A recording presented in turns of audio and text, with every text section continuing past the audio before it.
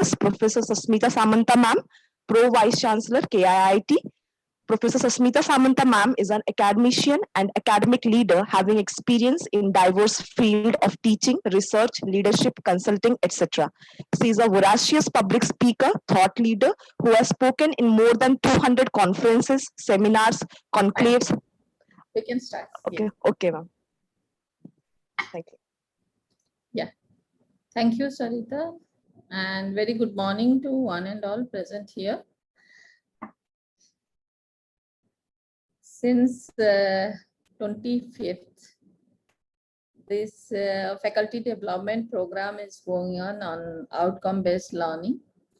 And I was going through the schedule. And as per the schedule, lots of discussions have been made on education, on research, and how to connect the students to the education, how to make an effective education planning, how to make an effective execution plan, how to make one evaluation chart, digitization of education, and many more things have been discussed.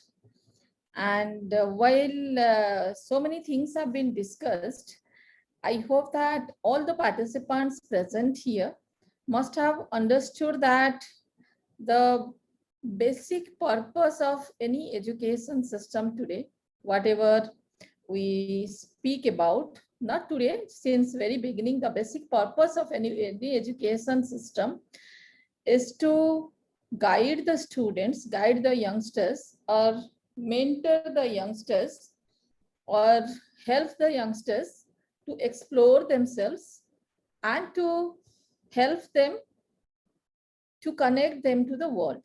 That's the basic purpose of any education and training system in this country. And while today I am discussing about spiritualism, and spiritualism is one of the session there, it's because while I made the plan and the program for this faculty development program in outcome-based learning, I thought that always the spiritualism had the great role in education system, particularly in this country. Of course, everywhere the basic essence or purpose is same. But if we keenly observe the Indian education system from pre-Vedic period up to now, the spiritual, it started with the spiritualism. In pre-Vedic period, whatever knowledge I am having about education, the education and training meant that it's meditation and it's prayer. And through meditation and prayer, the people wanted to control over themselves, control over their mind and the body. And in Vedic period, slowly we migrated to study about Vedas, the scriptures, the hymns, and practicing those hymns and the knowledge for a particular period of time. Like the students were going to Gurukul system was there, they were staying there. And with the gurus, the children were supposed to practice different rituals in as mentioned in Vedas, and trying to connect it to different hymns and the knowledge. That was the system. And in post-Vedic period, after the, I can say that towards 500 BC or 500 AD, slowly we migrated or included some of the mythologies in the education system in this country. And towards 500 BC to 500 AD, slowly the different subjects or the sectors evolved in education sector. As we have learned being in academics, while we study about the history of education system of this country, we have realized that our ancient education system, particularly the structured education system, whatever higher education system started in Taxila or Bikramshila or Nalanda, there itself, they were teaching few subjects. It's like medicine, it's like mathematics, it was business, it was philosophy. So those courses were being taught. And while those courses were being taught, most of the knowledge and most of the content were brought from the Vedic scriptures, and it was presented before the world as the different sectors of knowledge or different domains of the knowledge, and the people who are taught in that. So if we see, and slowly the education system, as I said, that different domains, the programs evolved slowly. While it evolved, but the basic essence of education system, whatever we understand till now, or the educational institutions are institutionalized in such a way that when a child is joining any educational institution and participating in the process, not only he or she is getting the information or knowledge of the previous generation, through the process, the child is learning to connect themselves to different domain of the knowledge through the teachers, and through that grooming process, they are learning how to get socialized, how to interact with the society, how to interact with the environment, how to interact in the world through different domain or through different subjects, and to lead a successful life. That has become the essence or the purpose of education till now in this globe. And educational institutions are designed very nicely in that. So I thought that let the spiritualism also be the part of this faculty development program. And if the faculty's development, if the teachers or the faculty is present in this faculty development program, slowly they will be trying to connect themselves to the students through some principles of spiritualism. I hope that there will be some transformative changes in the system of education, because as I said, in time or since thousands of years, spiritualism has taken its own place. Maybe sometimes we say that we give responsibility to the religious leaders. Sometimes we give responsibility to our blind belief in that. Sometimes the present scientists, some of the people, they say that the spiritualism is nothing but the people, those who don't have the confidence on them, they think that they should have belief on some supreme power, and they get the power or the courage from that supreme source. So in many places, many ways, sometimes it is being criticized, sometimes it is being glorified, or those glories are appreciated. Or I can say that this glory, the concept the whole world is following, whole humanity is following, that concept is very scientifically designed, as I understand while I study the spiritualism. It's very scientifically designed to groom the human body and mind in a very systematic way, to converge it seamlessly with the worldly knowledge and to get success in this world. So it's very nicely designed concept. So I thought to discuss this in this faculty development program. And coming to the leadership, why I connected it with the leadership, because this I personally believe, being a faculty in the field of organizational behavior and human resource management, and mostly working in human development sector since very beginning, I firmly believe that any organization, any system, any enterprise, any state, any nation, it's driven by a purpose, driven by the objective. If the purpose is very clear, then the whole system is driven by that. The whole system, whole concept, I can say that whole universe is driven by that. So spiritualism is the concept of a very well-designed scientific concept or the purpose which drives the whole humanity of the globe. And if I speak here about the leadership, because if the purpose is clear, if in the purpose itself, the spiritualism concept is integrated, it is converged with that, then the whole organization, whole enterprise, whole state, whole nation will be driven by that concept itself. So I merge the spiritualism with leadership concept. normally while we talk about spiritualism, discuss about spiritualism in our workplace, we discuss in different way and we interpret it in a different way. Sometimes we say that it's about spirit, it's about next birth. Sometimes we discuss about whether it's soul, or whether while we talk about the spirit, whether it's soul, about the soul of the people, it's after death, or what is this? Some we connect the spiritualism with the religion. But the spiritualism, whatever I have understood after reading few of the scriptures of Vedas, a few of the mythological books, and interpreting different leadership and spiritualism concept, what I have understood about spiritualism, it's truth. It's the normally whenever we see anything very beautiful, we accept it as the God. It's like we realize that it's godly one.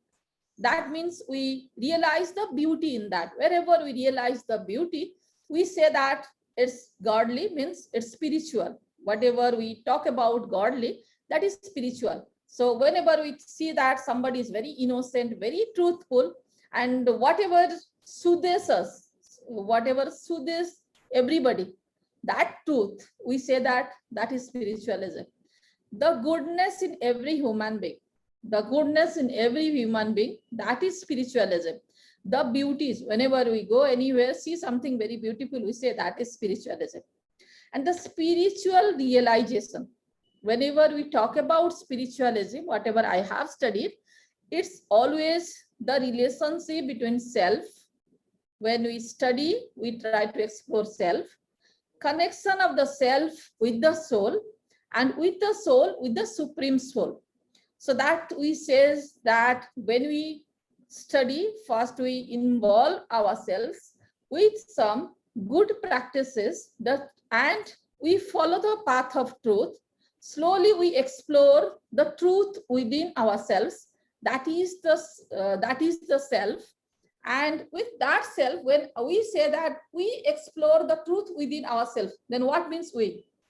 When we say that you control your mind, that means you means what? If your mind is being controlled by that, then who is controlling your mind? Who is that? Whether it's soul, whether it is somebody inside you. So when we say that you control your mind, if we say that mind is everything, then who will be controlling our mind? So that who is, I understand, that is soul, and realization of soul in every living being. That we say that that's the supreme soul. So the connection between the self, soul, and the supreme soul, and the realization of that beauty or the goodness in everybody, that is the spiritual realization, or that's the essence of the essence of spiritual realization.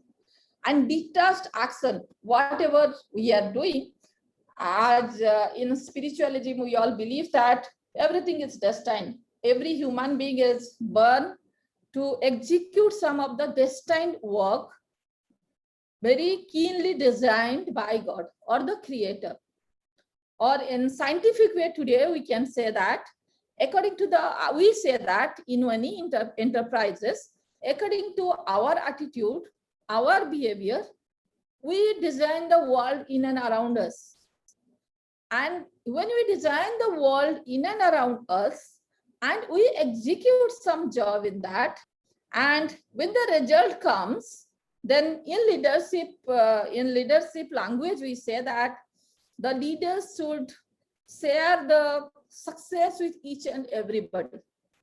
Leader has to contribute the most.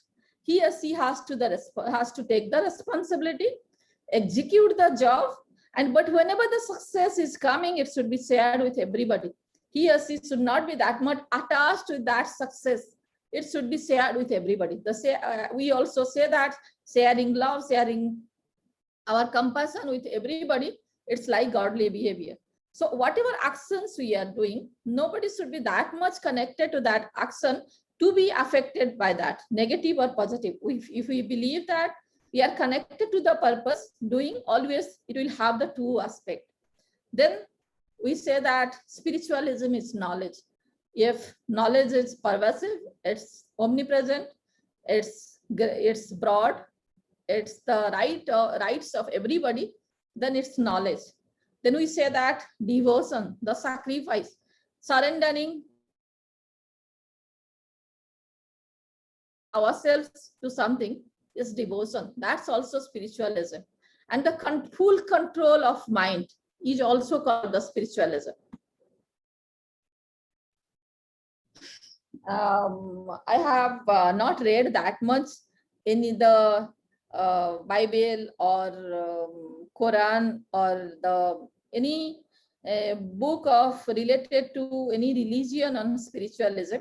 But as I have little bit of knowledge on Veda, because nobody will have the sufficient knowledge of Vedas even after years of meditation, even after years of reading and practice. Perhaps it's very difficult to get the knowledge of all Vedas, but whatever I have understood about Vedas, the 4 Vedas, I have a little bit gone through it, that Rig Veda is the path of knowledge. It's the way that how the knowledge can be acquired.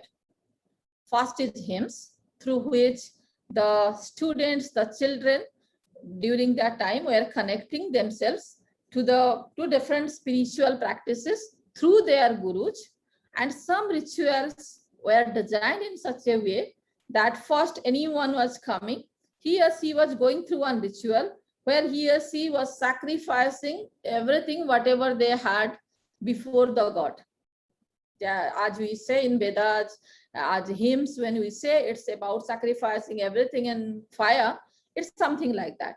Then after that, slowly while they were sacrificing all negativities, slowly they were growing in the journey of the knowledge in the supervision of gurus.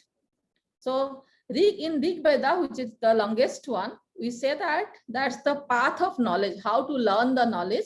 So from Brahmanas, after those rituals are over, when hymns are given, slowly through Brahmanas, the students are getting the knowledge. And in Jadur Vedas, the students were being taught that how that knowledge will be applied. And through Sam Veda, they were being taught that how to connect to the knowledge passionately and to realization of knowledge. And Atharva Veda was the last, which was written at the end, and it talks about our everyday life and what should be. When we start any good thing in this country, we all go through an Indian invocation. Any puja, any prayer, whatever we do, any spiritual practices we do, then we say that Sasri wa Abhat. That means that exact meaning of that is wealth should protect you. But if we slowly extend this meaning, and by connecting ourselves to the worldly knowledge, we say that whatever is excellence is achieved through this work, through this action, that should give satisfaction to everybody in this world. Everybody should enjoy it.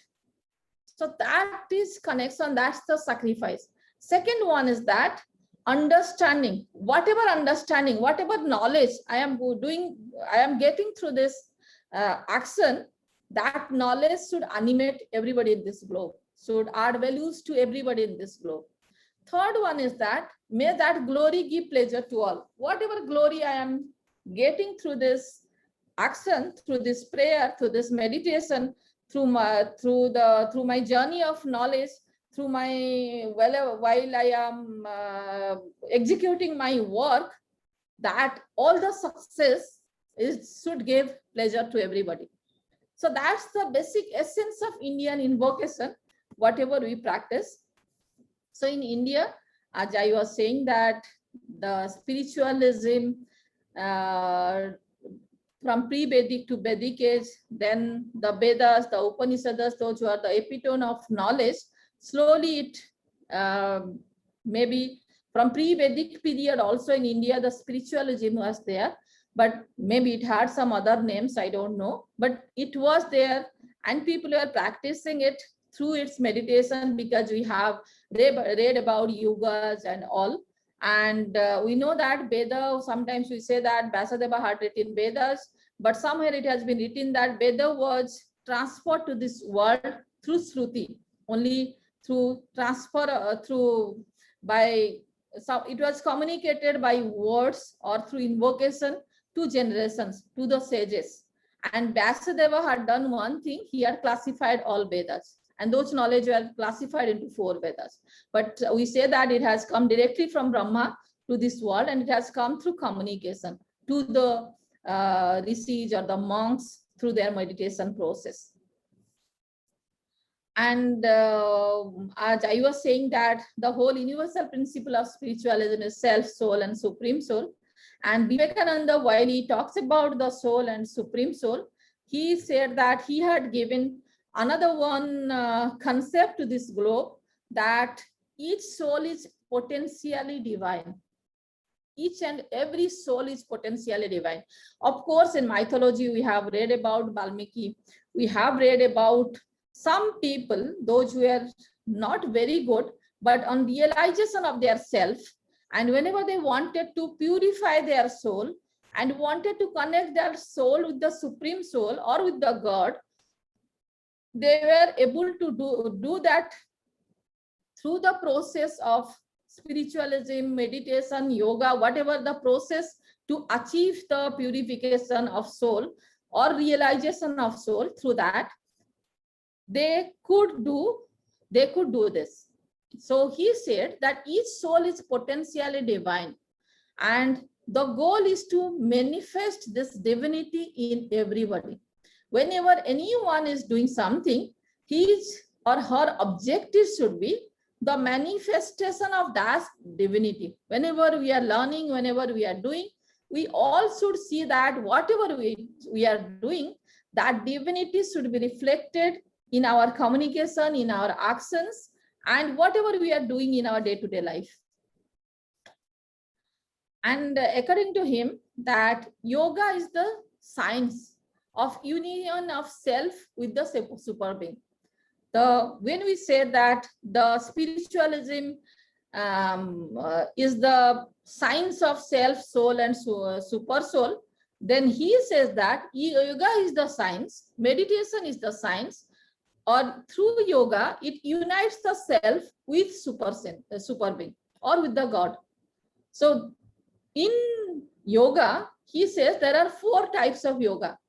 And the first yoga, he talks about the Jnana Yoga, which he says that the divinity of each and every individual soul, the non-duality of the infinite soul, and unity of all existence is Jnana Yoga.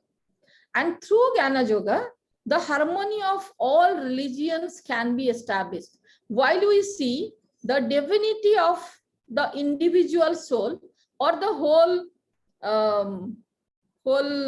universe, the divinity with each and every living creature in the universe, then he says that the unity of all the existence, through that the harmony of all religions can be maintained.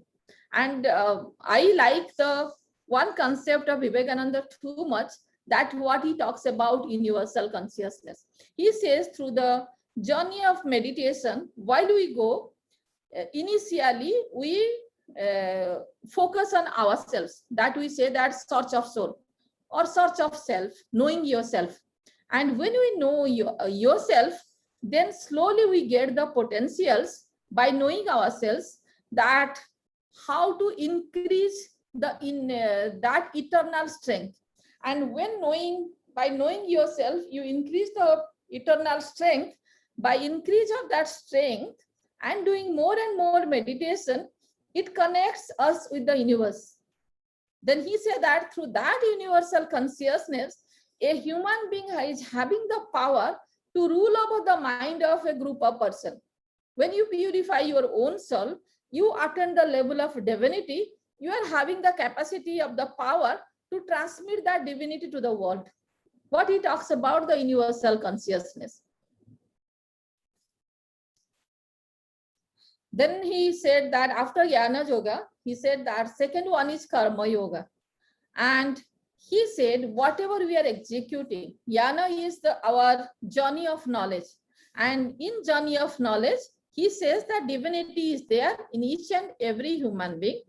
And that unity of all existence, while we go in that journey, first we realize our own divinity, the serene within ourselves. Then through that, the individual, through the knowledge, light of the knowledge, individual tries to connect himself or herself with the universal consciousness, or what we say as the super soul or the God. So that's the journey of the knowledge a person goes through. Second comes to Karma Yoga.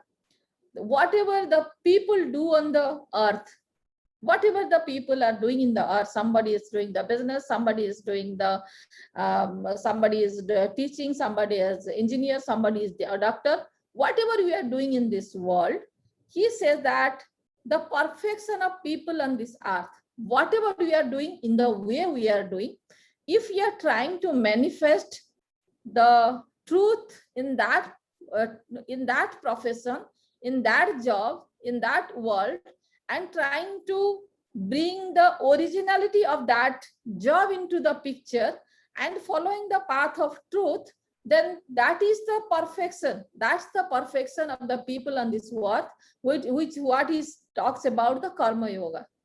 Whatever you are doing with own self-consciousness.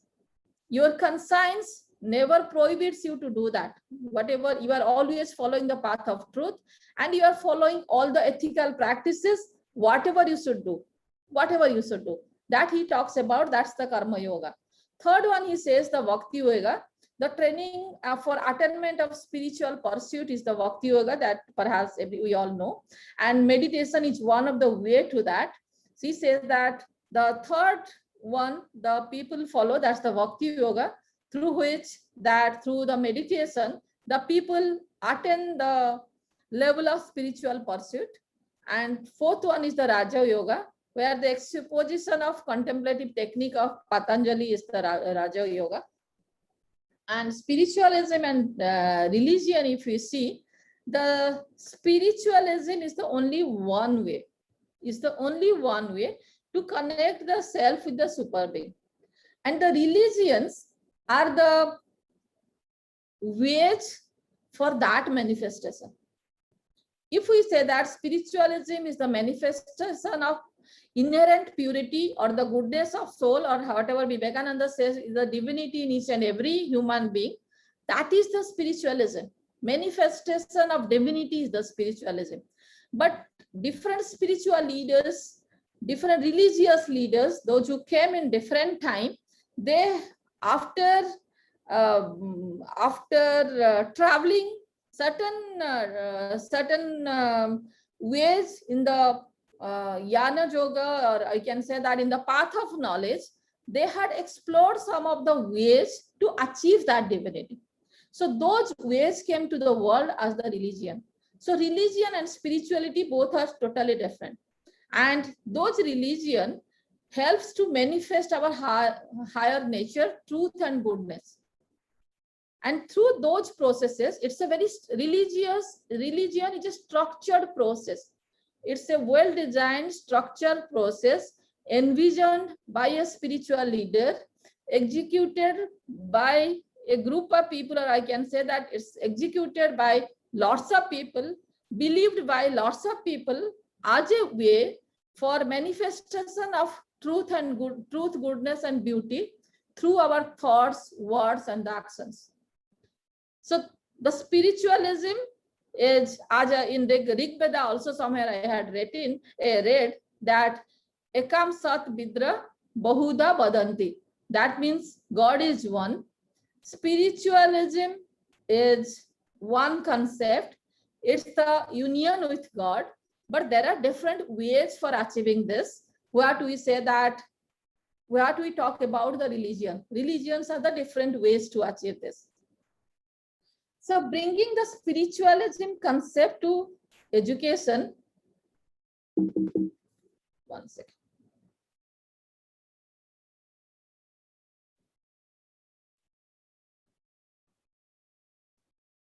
as I was saying in the beginning of my talk, that in pre-Vedic era, the meditation prayer were taking the place, and in Vedic era, slowly we are getting connected to Vedas and all in this country, and slowly we migrated towards the domain, then program, then in 1600 AD, we know that the structured education system evolved from the Europe, and slowly it came to our own. Now we have reached at the level where everybody is talking about the outcome-based education system.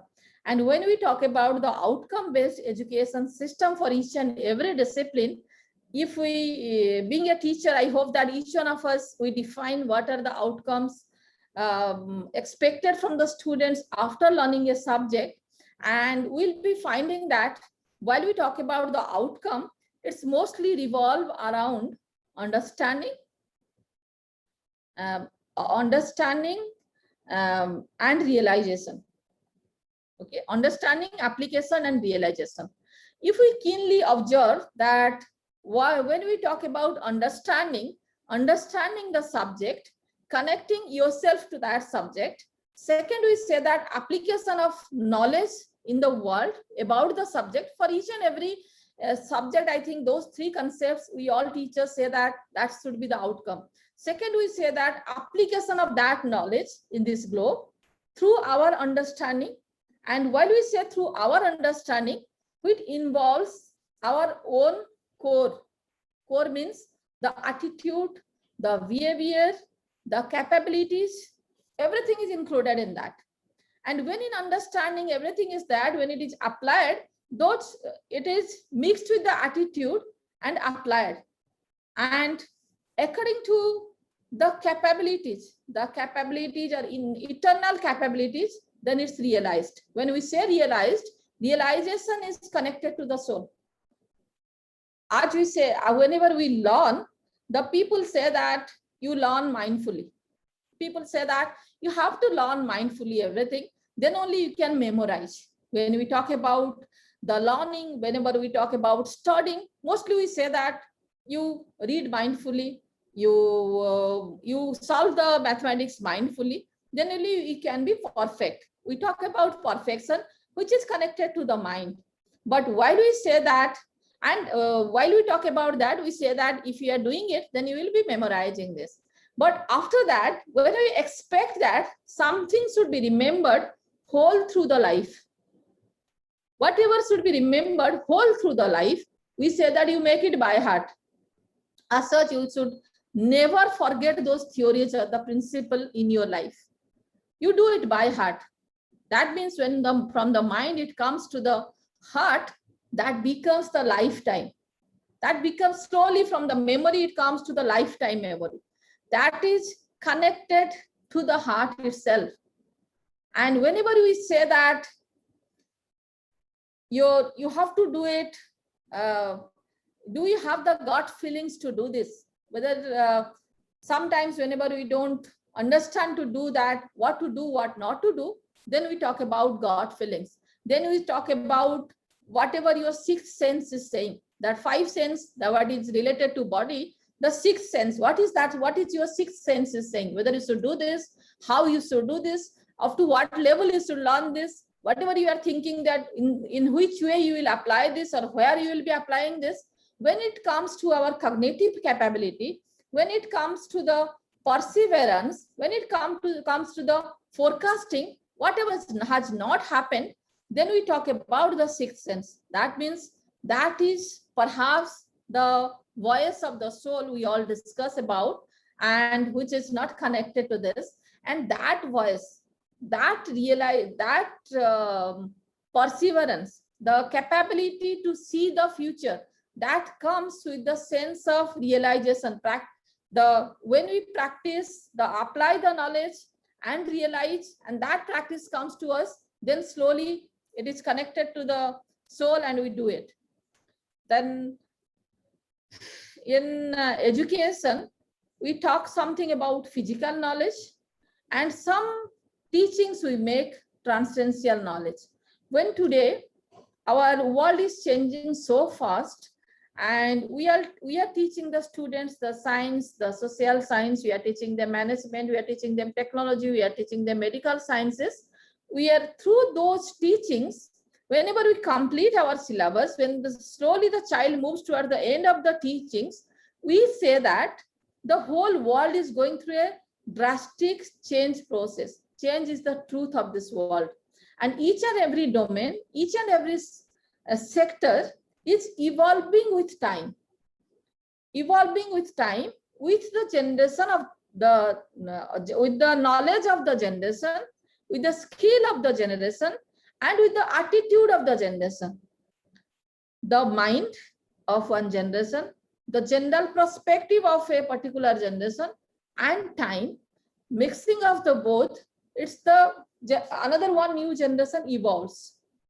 And when it evolves, we say that whatever you have learned, whatever see in and around you, whatever you have experimented, we connect it to the physical knowledge. But whenever we talk about, when we're today in today's world, we talk about the empathy, we talk about compassion, we talk about kindness. While we talk about design thinking, we never say that it's only about designing one house. It's not about designing designing one engineering concept. We never say that it's about designing the designing the model for the healthcare. It's not only confined to that. While we talk about design thinking, it's about how to design the thoughts, to analyze the perspective of the people, the thought of the people in the previous years, how the thoughts of the people have evolved with time, how the thoughts of the people have evolved from place to place. It differs geographically also. So we focus, while we talk about design thinking, how thoughts are evolved with the environment. Sometimes it is a little bit affected by it's affected by economy, the thoughts affected by the natural belief of that place. So how the thoughts are evolving, you understand that how thoughts are evolving, what are the factors to that. Sometimes we say that it's affected by the family beliefs, the practices the family follow, the legacy the family follow. And sometimes we say that the legacy the institution follow. In national education policy, we are finding that the plan of this country, the visionaries of this country, is that they will be tapping the children at the age of 3. Okay, perhaps this national education policy is the most aspirational policy for this country. Whatever the youngsters, the students, the faculties, the institution, we are aspiring to get in this world to transform our education system. This policy has tried to bring all the perspective into a broad framework. They have tried to bring all the perspectives into a broad framework. And while they have tried to bring all the perspectives into the broad framework, if we keenly observe it, 2 basic essence are there. One is empowering everybody to take the decision. Empowering everybody, starting from the parents, the member of civil society, the students, the faculties, the academic leaders, even the policymakers. Everywhere, some types of autonomy has been given that everybody can take the decision. Even a child, while he or she is coming to the school at the age of 3, he or she will be deciding that in which language he or she is comfortable and would like to study. While they are migrating to the age of, they are just growing to the age of 10, 12, 15, then the empowerment is there. They will be choosing that in which subject they are very comfortable, in which language they are very comfortable, they will be selecting. While they are going to reaching at the age of 17, 18, children are being empowered to select, not only to select their subject, even the institution, the processes. When we talk about institution, It's not about the physical existence. Whenever we talk about institution, it's about a concept. It's about the vision, the concept, the ideologies, the legacies connected to this. Then the child has to decide how and where he or she wants to pursue his or her studies. Because we are seeing in national education policy, the institutions have been given the clear-cut mandate where they will be focusing, whether they will be focusing on the knowledge, ancient knowledge, they will be focusing on the local knowledge or the regional issues will be connected to that. They will be focusing on the national issues, the national perspectives, they will be fulfilling the national aspirations, they will be taking up the issues of national relevance, or their perspective will be very international, universal. They will be working for the globe. They'll be taking up lots of international issues and would like to resolve that. Or they'll be taking everything together, and up to what percentage, which level, the institution is having the autonomy to decide that. So when the child will be given the autonomy to decide at the age of 3, it is expected through this policy that by the age of 18, that person should have developed that level of cognitive capability to decide at the age of 18 that what really the institution is aspiring for. What is the basic concept of one institution? What really they are trying to execute through those children in their academic institution, through that process. So through that, that autonomy has been given to the child. And the faculties also are being given the autonomy that what they are going to study, what they are going to research, and what perspective they are trying to bring to the academics. What is their basic focus? And slowly the knowledge base of each and every institution will be developed. As a whole in this country, one global perspective will be developed. That's the basic objective. So coming to Para and Paravidya, so something related to physical existence, something related to the transcendental knowledge, or whatever is not physical, whatever we cannot see, its basic essence, its concept, the ideologies, the legacies, whatever is there inside this, something related to this. The capacity building to perceive in a more accurate way. So both the things are taught together. So while the concept is taught properly, then we see that this society exists through the process of transmission. The knowledge, ideals, experiences are transferred from one generation to other generation. Other generation takes it as the input in their life, and they builds their career or develop the generation, creates the world on the basis of that knowledge, and they grow up to certain level. They add values to that knowledge. They enrich the knowledge base with their expertise, with the skill they get in this world, and slowly the system develops. We find that in our education system in this country, 2 types of education systems are there. One is formal education system, which foundation is what we say about we go to the school, we go to colleges, we go to universities, and that foundation is for a good and fulfilling life. The basic objective of that formal education is that anyone is going through that formal education, he or she will be getting a good and fulfilling life. He will be setting up the path for the personal fulfillment, of his or her ambition, economic security, and the societal contributions that person will be having. So that is the basic objective of the formal education system. Coming to the informal education system, that is done in this country through the families, the parents, the societies, the beliefs we pursue.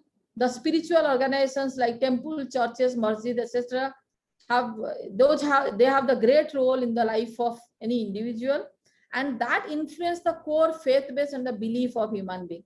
So education goes in 2 sides. One is formal education system through the one institutionalized concept. Second one is informal education system, which come to us through societal or the human concept. In both the ways it's coming to us. So any individual is going through those processes, they have to make balance between them. Coming to the spiritualism and leadership, as we have read that spiritualism is the manifestation of divinity in others. The leadership also, while we read the leadership concept, we truly believe, being the leaders, that leadership also is the manifestation of goodness in others. We have to recognize the goodness in others. So spirituality concept and leadership, any leader is perceiving that. I think there is not much difference in that.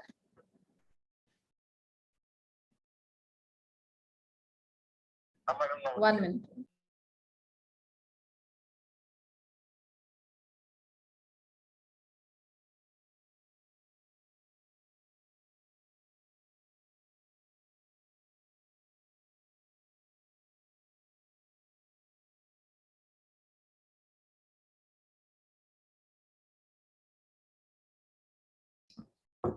Yes. So the spirit, as I said, that the spiritual leadership concept also roams around that. But if we see the spiritual leadership framework, the theoretical model, it's mostly evolves around the ethics. The spiritual leadership, ethical leadership is one side. Second side of this is the task or performance a person is going to do, the knowledge sharing of that job, and what level of devotion they are doing. This study was done by one Western researcher, and which was given in GBR magazine, and I have brought from there itself. Then the qualities of leaders, it is expected, is that through that broad framework, what we find that three things anyone executes. One is the task or the job they have been given, the knowledge about that task, how they share with others. Third is the devotion for the innovations in that area. Whatever we are doing, how much newness we want to bring in that, how much novelty we want to bring in that through our own capabilities, through our own knowledge. So that's the basic objective. So while executing that, each one of the leader, they are supposed to be, when we talk about the leaders are supposed to be very empathetic. We say about empathetic leaders, this slide was exchanged. It has to be the first one, that was to be the second one. Anyway, the leaders are supposed to be the empathetic, human, and very much confident to communicate with others. If broadly we define any leader, those three things are expected from them. As we said that leadership is the manifestation of goodness in others, the leaders are supposed to be empathetic. That means they should be able to think through others, should be able to understand others, should be able to connect with them. What we talk about the empathy, what we talk about the consciousness about others, consciousness related to others. Second one is the humility. Any leader in leadership concept, we say that humility is the first character of any leader. The humbleness, the openness to the participant in the journey of knowledge. How much you are able to accommodate others, not only physically accommodation, putting them in one room, providing them the luxury physical facilities, providing them the luxury lifestyle. It's about mentally how much you accept them, accepting others with all their goodnesses, accepting others, respecting others with all their goodnesses, and accommodating others with all their goodnesses. That's called the humility. Third is the confidence. How much clarity is there in your thoughts? How much clarity is there while you communicate? How much clarity is there in the execution? How do you connect yourself to the world? So those three things is expected from a qualitative leader. One is empathetic, second one is humility, third is confidence that comes through the clarity in thoughts, transparency in action, the following the truthful behavior. Those comes from there itself.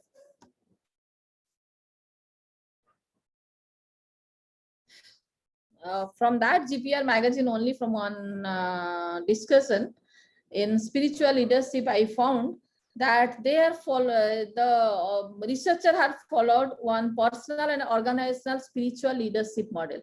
And while we talk about the spiritual leadership model, it's not only the spiritual, it's not only the spiritual well-being, but the spiritual well-being, how it is percolating up to the last line. So he had defined the 3 layers of the spiritualism model. First, he says that anyone in a spiritual leadership, how it's different than others, that in spiritual leadership is always based on love, hope and faith. Hope and the faith is the basic objective of any spiritual leadership style. Because when there is the hope, there is the faith to excel, then only they can work in, or they can move in a spiritual journey. And while they move in a spiritual journey, then the love and compassion becomes the essence of that journey. And third one, to the bottom line, with hope and faith, when one person is going through a journey with love and compassion, with vision, with empathy, with very mindful actions, then the outcomes comes where everybody, or where the person in the bottom line, even they understand the, I can say that they can understand the essence of the success, and everybody acquires the capability in that journey itself, that how to react to a success, how to react to the outcomes, if it is success, if it is failure, but how to react to the outcomes. So the personal commitment and productivity, life satisfaction, the stresses, other things, whatever the satisfaction, pleasure, success we say, it comes with that. But the stresses are something, if it is coming, that also the person learns in the journey itself. So while it comes to the spiritual leadership style, because it's based on love and compassion, it leads to the self-motivation. It leads to the self-motivation. It leads to the, I can say that it leads to a life which is having always the ray of hope to get the success. And that devotional commitment to that purpose, that devotional commitment for a particular action always shows the way that how to manage with the success, how to manage with the failure. So personal, in leadership, we have understood that each and every human being is having some aspiration in life. Everybody works for fulfilling that aspiration in his or her life. And while a person is coming to a job, through that job, I can say that job can be one opportunity for a human being. He or she always tries that how he or she can use that opportunity for realization of his or her own personal goal, and tries to align it with the organizational objective. And when that alignment happens perfectly through a effective leadership, and that journey goes through the love and compassion, then the success becomes universal. The success becomes universal, and the realization is there even in the bottom line itself.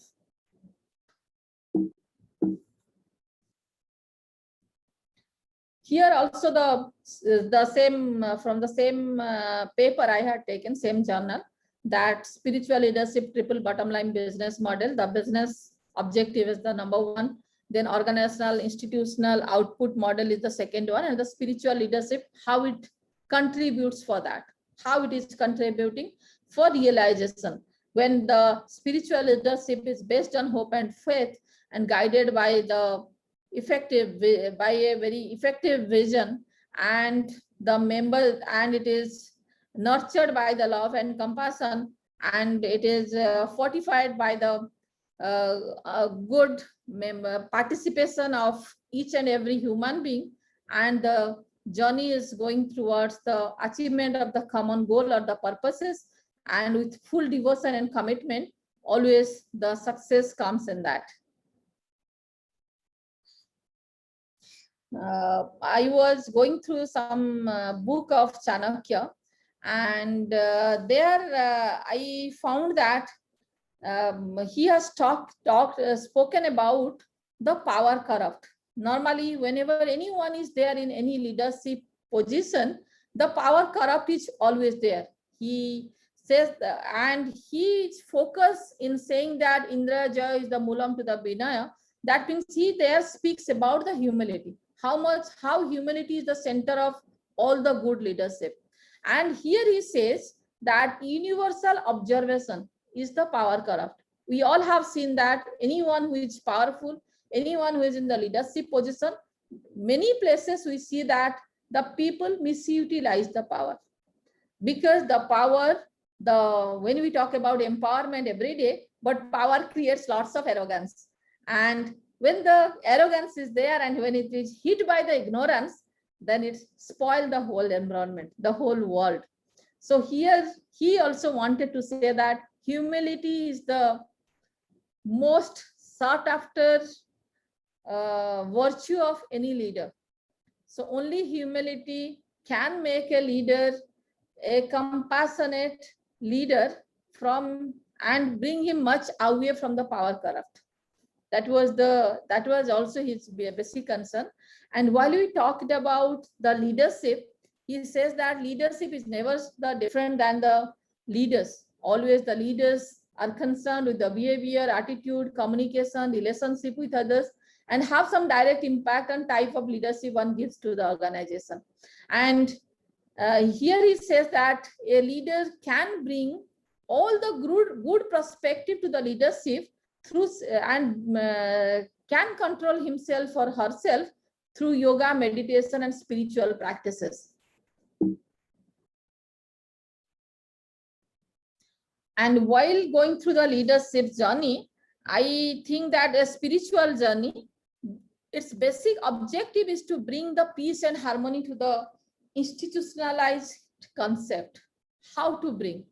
The objective of bringing the peace and harmony to the institutionalized concept to one institution, that is possible only through spiritualism. I remember that I visited USA in 2016 in a US State Department program. 1 minute.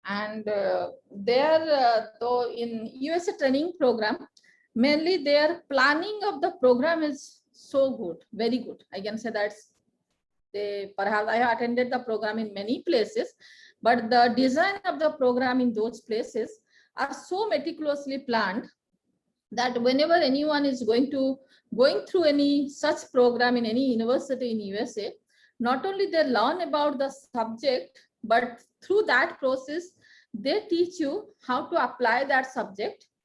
Second, they give you the experience about the whole nation, how that nation has applied that subject and get the success out of that. So while I was going through that program, they had taken us to different places of that state. I went to Nebraska, University of Nebraska. So they took us to the different places in Nebraska and tried to connect us to different opportunities available there, starting from their agriculture, their businesses, their dairy farms, the malls, the cinema halls, how it works, and try to connect all that was a leadership program, try to connect us to everywhere, even to the state secretariat, where the secretary himself had given us 1 day time to felicitate us and give us the certificates and do certain things. So while they are doing this, I found they had taken us to a place what was called as the Boys Village. They had taken us to 3 big stadiums, and 2-3 celebrities also came and met with us. We went to a place which was very near to the residence of Warren Buffett. They had taken one appointment with him also, but he could not come because of some reason. But lots of 2-3 celebrities came, they discussed with us, and they took us to a village called Boyes Village. So while we went there, you see I can say that how they are giving the experience of their country or communicating that message to the whole globe. I remember this because I went through that process. They took us to that village. Slowly, they took us inside a room. Then a person came, opened the door. Then we went inside the room. After that, professor explained us that this is a place, this Boyes Village, whatever you see, the whole village which is established in few acres of land, and there the children criminals, the children, those who have committed some mistakes, some crimes in their early age, particularly from the age of 5 to 15 or 16, like that, 5 to 16 perhaps. So they are brought by the government. Then they have been given the voluntary parents. They are discussing with different parents. Few people, those who are agreed to be the parents for those children, those who have committed minor crimes or major crimes in their early age, to nurture them for 1 year, 2 years, 5 years, 10 years, till the moment that parent is not satisfying that now this child can lead a successful life away from the crime. Up to that level, they are being nurtured. And they were showing us the detailed calendar, what really those children do. So inside that village, one school was there. The children were going to the school. One church was there. Children were going to the church. The big field was there. The children were playing. They are involving themselves in different curricular, co-curricular activities. The special sports programs were being organized for them to engage themselves physically. But those parents said in their schedule, with the intellectual input, with the physical exercises, 1 hour spiritual practices is the must. Then we asked them that why it's must. They said that while we groomed those children, we found that when those children are going through some spiritual practices, particularly for 1 hour or 2 hours a day, normally, slowly their attitude is changing. They are becoming calm, they are becoming peace-loving, they are interacting in the more structured way than they were interacting previously. So it is mandatory here that everyone has to go through some spiritual practices at least for 1 to 2 hours. So here I am saying because for bringing the peace and harmony to the institutionalized concept, the spiritual leadership has a very great role. The basic seeing the divinity in others or bringing goodness to the system itself. If the leaders are talking about only the goodness, leaders are talking about sharing of the success, leaders are talking about caring others, leaders are talking about a system based on love and compassion, I think that only through those processes, the peace and harmony can be institutionalized. Only it can be institutionalized. Without that institutionalization, till the moment each and every member of any institution, each and every member of any organization is not connected to that purpose, that we cannot say that it has been this objective has been institutionalized. So those are the processes. Those are the processes following the path of ethics, or following the path of truthfulness, following the ethical practices, guiding everybody with love and care, nurturing the talents, nurturing the ambitions, the aspirations of the people they have from their lives, helping them to get the success. Through that only the peace and harmony can be institutionalized.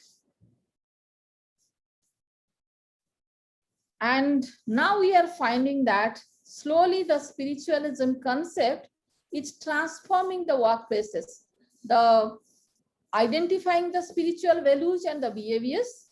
The people are identifying as I said, that the spiritual leaders try to get the goodness in others through, while they search for the goodness, they also identify the values in others, the values the person carries, and the behavior a person is following, a behavior a person is demonstrating. So they are going through that. Normally in the spiritual leaders, they go through that. They respect the values of others. They help the people to moderate, to add values to their behaviors, to behave in a better way. Then examining the conceptual frameworks and model pertaining to the spirituality, we found that in the workplaces, if the conceptual framework of spiritualism is slowly analyzed and implemented for developing the instruments for measuring the spirituality, these three things when the leaders are doing, identifying the spiritual values. Second, they're examining the conceptual framework, whatever they are following, how much it is true, how much the people are connected to that, whatever we have discussed in previous slide. Third is to recognize the gap and developing the instrument, how to measure the spirituality there itself, up to what level it is in practice. So if we are doing continuously, then it adds values in the workplaces. The people, the stress level of the people goes down. It goes down. And slowly the people generate the hope and the faith in their work. Then slowly it builds up the confidence. Slowly it builds up the confidence. And lots of examples are there in this globe that people, those who do the spiritual practices, those who are engaged in any spiritual institution, those who are engaged or connected to some spiritual concepts, normally those people don't intend to do the mistake or mischiefs in their life. It is mostly, many places it has been proven. So whatever the beliefs and practices those institutions follow, wherever the spiritualism is converged with the leadership, there they talk about spiritual integrity, connecting the self and uncompromising the willingness to be authentic. Uncompromising, that means they always want to be authentic. They always want to be truthful. Always they want to be transparent. While we talk about spiritual integrity, integrating means the strong connectedness. There, in spiritual integrity, the system ensures that each and every person is connected well to the system and always willing to follow the ethical practices. And they are always intends to be authentic in all their actions, and commitments. Then coming to the spiritual commitment, in spiritual commitment, the people reflect the depth of their faith. What is the depth of their faith? And is manifested in both attitudes and behaviors. When the depth is there and more they have understood their faith base, connected to that, it is reflected in their attitudes and behaviors. Third one is coming to the spiritual motivation. The people, those who work in the organization who follow the spiritual leadership, normally each and every individual, when they discuss about the soul, they trust in the system, they trust in themselves, that they have the confidence on themselves. Then normally we have read in Vedas and different scriptures, it is a basic objective of any human being for exploring the self and to engage themselves in the journey of happiness and to get the happiness in their, it is the birthright of every human being to enjoy the happiness in this globe. So if that is the basic objective, then in spirituality, the motivational force is always there for the individual, where they search for the meaning for their lives. And in spiritual leadership, the people, those who work, they are having very high morals.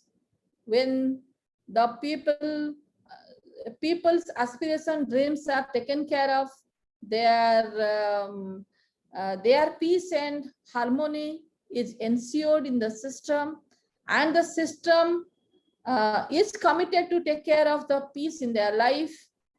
And at that point of time, when the people are groomed in that process, those people are having very high morals. And those people are self-motivated to work.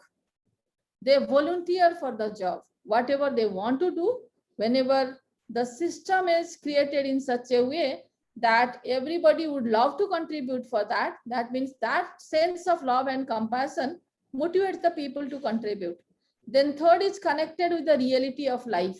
As we are saying that through the spiritualism, when a person is motivated to search the self of himself or herself, they are very much connected to the reality and the practicality. And through that, they tends to act for the achievement of the objective. In Harvard Business Review, one model I had gone through, it's in one issue of 2020. There, the researcher has tried to bring that in leadership style of how the compassion, the indifference, the ignorance, and wisdom, it matters. Then there he talks about the wise compassion of leadership matrix. What is the wise compassion? What really the wise compassion is? It's about, can you see this? Is it readable? Yes, sir, it's visible, ma'am. Yes. Then they says that the compassion and wisdom, both together, it makes the wise compassion. While the person is having the wise compassion, the leader is having the wise compassion, then he tends to get the tough job done by the people in a human way. After COVID-19, I understand that everybody is trying to bring the human perspective into the workplace.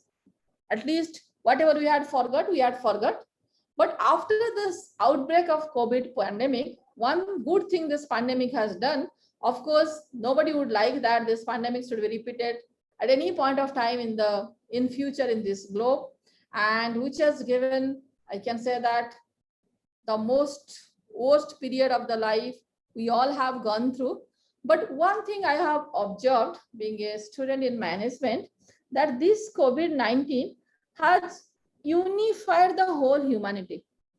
While we all were struggling between the concept of life, the life objective, the livelihood, the material gain, so many confusions were there in between. Or confusions are created by the processes, the systems, the society, the industries, and our own aspiration in the way we are groomed, in the way we are living the lives. Those aspirations are created in that way. So we all were very confused in between. But this pandemic has taught the whole humanity, or brought the whole humanity into a place where the human factor has become very important. It's about love, the concern, being concerned for others, being compassionate for others, being conscious about others' feelings, their health, and showing the help to the others. Everything has all human perspective. I can say that has been brought, everybody is trying to bring into the system. In students also, while the teachers are teaching, I remember before 1.5 years, while we all started to teach the students, we thought that this technology will be helping us to deliver our lecture, but will be effective, not effective, nobody knew. But now slowly we are trying to use the technology to bring all the human perspective into the system, and want to each one of the student how their learning will be effective. Even the teachers at the primary school level, they are trying to ensure by using each and every means how his or her teaching will be effective, and it will add values to the lives of others. Maybe we all are going through the challenging phase. For that, we want to bring the best, trying to bring the best in the system, because natural way we are not able to do this. And anyone, whenever he is pushed from the comfort zone and exposed to the challenges, we tend to do that.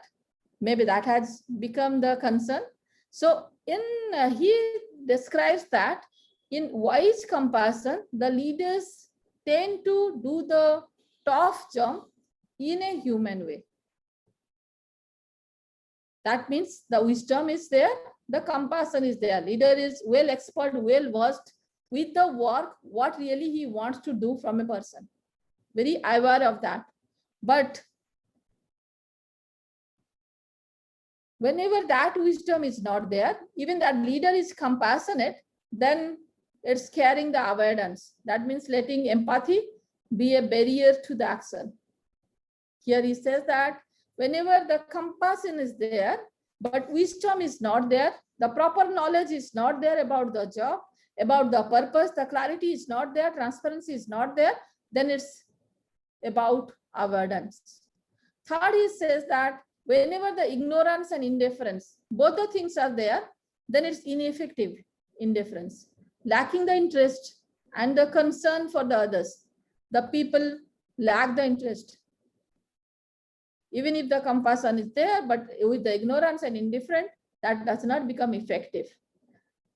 And even if the wisdom and compassion is there and person is indifferent, then it's uncaring execution. They don't care putting the results before the people's well-being. They don't care for the people whenever they are executing, whether how the people are affected, how much it is affecting them. They are not cared about that.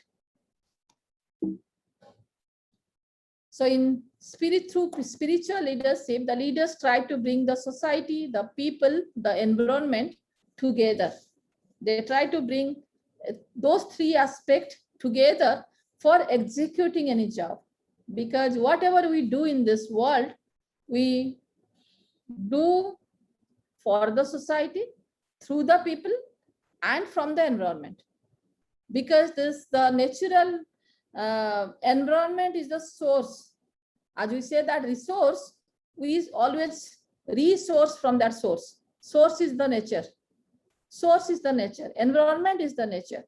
So what the people do, what the leaders do, we all try to create the opportunities from the sources available in and around us.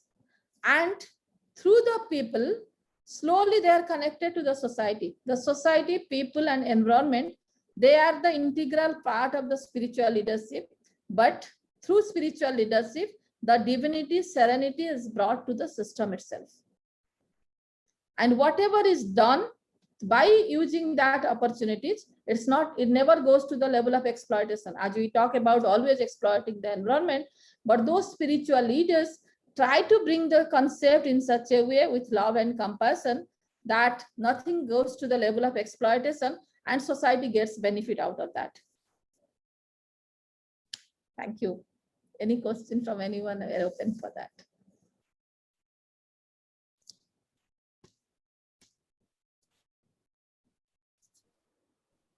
Participants, you can unmute yourself and ask any questions if you are having.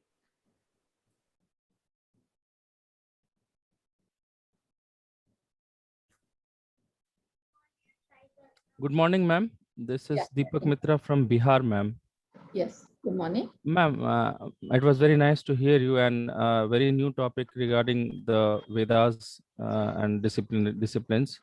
Ma'am, I wanted to know the role of Vedas or spirituality in modern concept of management and pursuing implementation in employment. Do we find any relevance about the spiritualism in employer or employees, or the organization and organizational environment, or in management decisions making? Thank you. Yes. While we talk about Vedas, and while we know that Vedas are the epitome of the all knowledge, whenever we talk about, as I said, that three Vedas are considered as Trai, and it comes to the knowledge, action, and devotion. About knowledge, action, and devotion. And the fourth Veda is about the everyday life. And when we talk about knowledge, action, and devotion, whatever we are doing in this world, as you said that whether it's applicable in the management concept. Yes, when I said it is applicable in the leadership concept, In management concept, it's no doubt it's applicable, because while we talk about management, we always talk about the people. Whenever we are talking about management, we are talking about people. While we are talking about employer and employees, and in the employment process, how Vedic concept can be brought into the practice, we spoke that the spirituality is bringing the manifestation of the divinity in all, and it is about seeing the goodness, seeing the potentials, seeing, respecting the human values, and respecting the human dignity. While we talk about that, then while in the employer and employee relationship, in any I can say that recruitment process, if you keenly observe the recruitment process, we define a job. Then how we define a job? How we define a job? While we define the job, we bring certain perspective to this. A job carries a certain level of knowledge. The level is that one is certain level of knowledge is required from a person. Second, we say that certain level of attitude is expected from a person for any job. Third, we say that certain level of skill is required. That means in any job, three things are required. One is knowledge. Second is skill or action. Third one is attitude. Or whatever we say that commitment, we can say that it's integrity. We can say that it's transparency, it's attitude. So when three things are defined well, and we are following the recruitment process, those concepts are always there. Either we say that the Vedic concept is there or Vedic concept is not there, but it is the integral part of any system. It is the integral part of any system. And if spiritualism concept, as I said that, well, even if with the same level of knowledge, same level of skill, a person is not having right kind of attitude, or whatever we said that in spiritualism, the law of compassion and being concerned about others, seeing the goodness in others, whatever we talk about today about the positive attitude, positive vibes, those things are not there. Those things we want to always see in our employment process. If we see the recruitment process of any organization, always these are the part of that. And now slowly we are trying to inculcate the sense of empathy, the sense of futuristic vision. Whatever we are talking about, what will happen in future. While we talk about empathy, we are talking about the universal consciousness, thinking about the people. So those things are slowly coming into the picture, because the change has become inevitable. Everything is changing too fast. So if we are always roaming around the physical things, whatever we have done today itself, we are basing our future on the experiences we have got till now. Sometimes we are finding that somewhere we are going wrong, because we are saying that the technologies are disrupting this world in every 6 months. In every 6 months, the new technologies are taking the places. And while we are coming to the processes and concepts, we are saying that the concepts are changing in much faster way than the technology. When first the human concepts, their beliefs, their aspirations are changing, to replace that, to meet with that aspiration, to meet with their necessity, the technologies are taking the place. That means first is human, first is people's aspiration, first is people's dream, first is people's expectation. That is being conceptualized, that is being envisioned by the visionary leaders or the technological leaders, and slowly that is being converted to the technology and given to the people in the way they aspired for. So whenever I am using any iPhone today, maybe I am, of course, I am using a very old iPhone, iPhone 7. Today I am using, suppose, iPhone 12. And if I have used 4 iPhones previously, and whatever my technological aspiration from that job, from talking from a mobile, using a mobile technology, what will be my aspiration? That the people are trying to envision. And those visionary leaders are envisioning because they are able to think through others. They are able to read the mind of the others, how the mind is changing, how that aspiration is changing. That means those people are able to connect with the mind of others, and they are trying to bring that into the perspective. And in the employment process, whatever you said, that always the spiritualism, maybe not in the form of spiritualism, but we say that the human values, in the form of human values, those attributes are always the part of the employment process. And everybody is trying to bring it now more and more, because human prospects have become, I can say that those perspectives have become very much valuable in any organizational concept. We all have understood that without loyalty, without commitment, without integrity, without connectedness to the purpose or the common goal, no business, no organization, no system, no nation or the whole world can be successful. One example I would like to give, I had written one blog in that also, that in India, with so many people, the COVID, we could manage properly. In the way we managed, if we say that, if we believe that we have, we see that we are in a better position than the Western world, it's because of that sense of spirituality.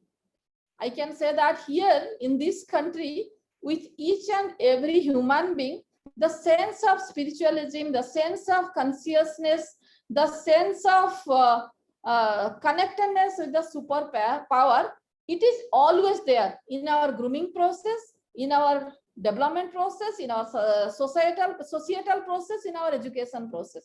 It is the integral part of that. And whenever it is there, because of our consciousness and concern about others, we found that even the people, those who are working at the last in the organizational system, institutional system, the ASA workers, the people, the Anganwadi workers, they were also conscious and could execute the COVID-19 rules and regulations, the processes. They could convince the general public and execute it more effectively and brought it to the, I can say that, very close to the heart of each one of the human being. And we could execute it through 130 crore people. We should understand that who has done this.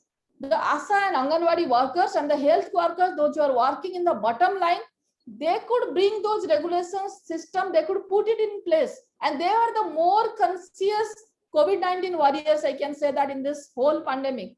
And only because of that, each and every human being in this country, they became slowly conscious. And I was making a study on community leadership. I went to a few villages in Mayurbhanj district, and I visited 4 or 5 villages where perhaps none of them are educated. None of them came out from that village to the city. And while interacting with them, that how really they survive, whether they know about COVID or they don't know about COVID, and how do they study, how do they communicate with the world. I found that those people are disconnected from the world for 6 months. Whenever once the rain is happening, as they stay in the top of the hill, then neither the teachers nor the buses nor any communication medium is there to reach there. Those people stay in the top of the hill. For 6 months, they are connected with the world. They come to the cities, they buy something. But in other time, those people have developed an ecosystem that those 5 to 10 villages, they produce everything for their survival, for their food, for their clothes, for anything. They have developed an ecosystem. Who has done this? They have not studied. They don't understand the whole administration process in and around them. They don't know what really the police does. They don't know what really the developmental plans are there of the government. Some people are there. They think that, yes, they have been given rice at free of cost. They think that it's perhaps our rights. Something is coming to us and we are taking it. But they don't know that for which purpose it is being given, because they don't understand the language other than that, whatever they speak. Particularly the female people, I found that even male people, 90%, they don't understand the language, neither the vernacular language of the state or any other language. They only speak in their own language. Those 10 houses, 20 houses, they speak one language and they only understand that. They don't know any other language. So they have developed such ecosystem that they are surviving. They are leading a life. They are leading a life to become successful, to be successful defined by them. I can say that to become successful defined by them, to at least to lead a healthy life. They're making the plan for them. And those people, I found few of them, 2-3 children I found, 2-3 families I found, they have sent their children to the school or some residential school. The model schools have been developed by government or some private bodies, NGOs, they have sent there. And those children are taking minimum 5 years of time in those schools to learn the vernacular language, to understand the people in and around them. And in those places also, one community is surviving, one civilization is surviving, where people are taking birth, they are growing, they are leading a healthy life.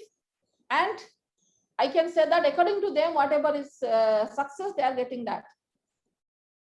They are getting that. That means some type of inculcation is there in our Indian system of the spiritual ethos. And we'll be finding in most of the communities, wherever the I can say that the city concept is not there, those village leaders, the village leadership concept is mostly roaming around the spirituality concept. Their ethics they are following is based on the spiritualism. Whatever ethical practices those villagers are following, it is mostly based on spiritualism. And those people are becoming ethical, are able to maintain those ethical practices. It is because they are involving themselves at least 1 hour, 2 hours every day in different spiritual practices. If they are making 10 observations in a year, 8 of them are of the spiritual observation, and which carries some messages or values for the people. So in our system, even in the Western world, if you see the recruitment process, if you see the screening process, if you see the human development process, at any point of time, everywhere the Vedic concept, human concept, the about the divinity, about the serenity, about the devotion, the commitment, the loyalty, the human values, respect for the human values, it is always, I can say that, inculcated. It's always converged with that, and it's converged naturally. Sometimes we add it, sometimes knowingly we add it, but many a times we find that it's already existing. It's like natural. Nobody has to do anything for that. Thank you, ma'am. Thank you very much. So thank you all. If no question is there, thank you. Any more questions from the participants?